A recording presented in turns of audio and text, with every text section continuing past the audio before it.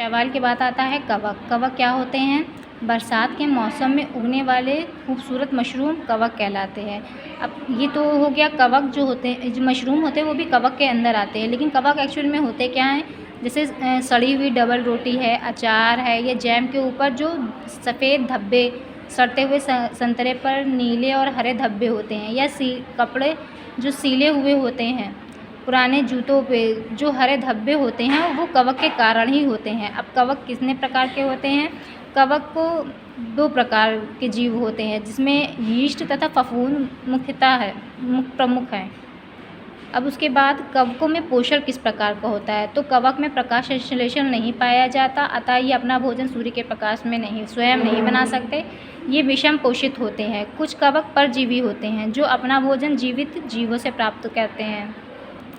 कवक के बाद आता है प्रोटोजोआ। प्रोटोजोआ शब्द प्रोटोजोआन, जिसका अर्थ है प्रथम जंतु।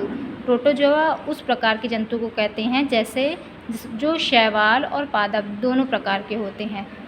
इन प्रोटोजोआ में अमीबा तथा पैरामीशियम आते हैं। अमीबा में, अब प्रोटोजोआ में चलन किस प्रकार का होता है इसके बारे में अध्ययन करते हैं। तो अमीबा जल में कूटपात पाए जाते हैं, अर्थात अमीबा में कूटपात पाया जाता है जिसके द्वारा वो जल में चल सकता है। पैरामीशियम जिसकी संरचना चप्पल यानी स्लीपर के आकार की होती है, उसमें पक्षाभ पाया जाता है जिसकी सहायता से वे तैरते हैं।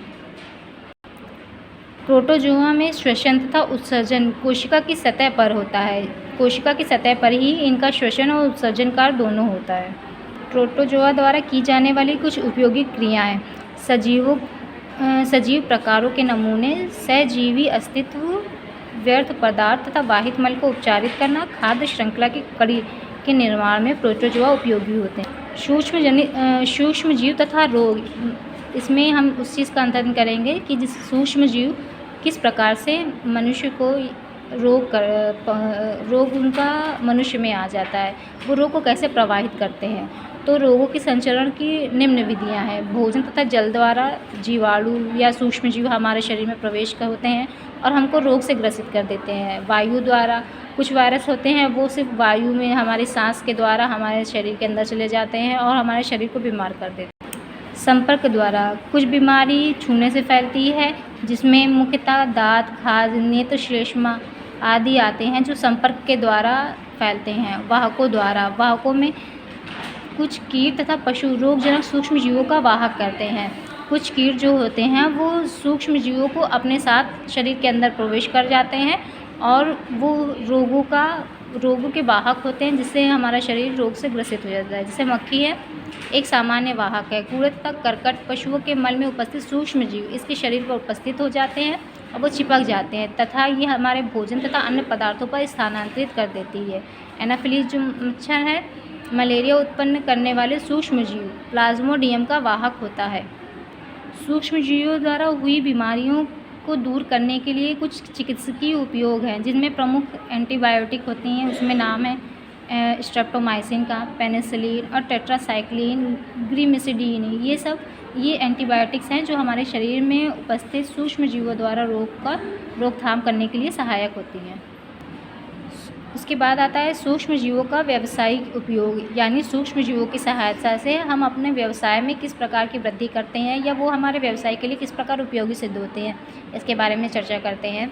सिरका तथा एसिटिक एसिड के निर्माण में सूक्ष्म जीव हमारे सहायता करती हैं, जिसमें अल्कोहल के निर्माण के लिए जीवाणु जो यूज़ होता है वो एसिटोबैक्टर और एसिटी नामक क्रिया द्वारा हमें क्या मिलता है? अल्कोहल मिलता है। और बेकरी तथा डेयरी उत्पाद में भी लैक्टोबैसिलस नामक जीवाणु सहायक होता है। आनुवांशिक इंजीनियरिंग में भी सूक्ष्म जीव सहायक करते हैं। एंटीबायोटिक्स या प्रतिजैविक टीकों के उत्पादन में और अल्कोहल व शराब के उत्पादन में भी सूक्ष्म जीव हमारी सहायता करते हैं।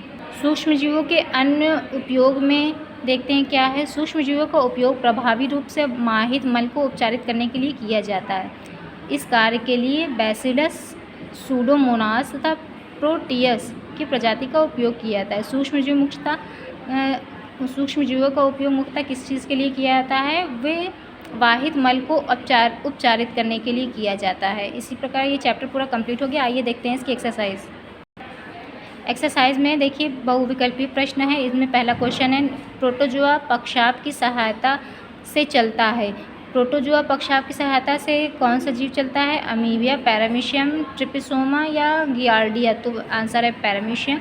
यीस्ट किसके उत्पादन में सहायक होता है? अल्कोहल के। लाइकेन है एक शैवाल तथा कवक दोनों। तो इसमें मार्क करिए। नेक्स्ट है, रिक्त स्थानों की पूर्ति कीजिए। जीवाणु सामान्यतः द्विखंडन के द्वारा गुणन करते हैं। शैवाल अपना भोजन स्वयं बनाते हैं क्योंकि उनमें पर्णहरित पाया जाता है।